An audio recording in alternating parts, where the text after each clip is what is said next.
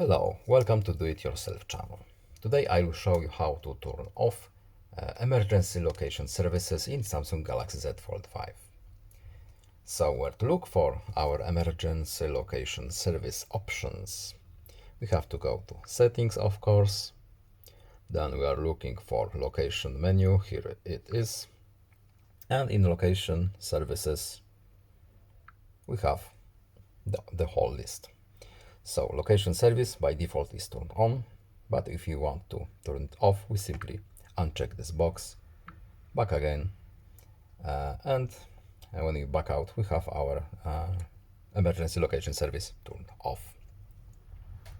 It's better to leave it turned on, but if we, for whatever reason, want to turn it off, now you know how to do it.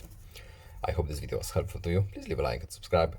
Have a nice day and see you in the next video. Goodbye.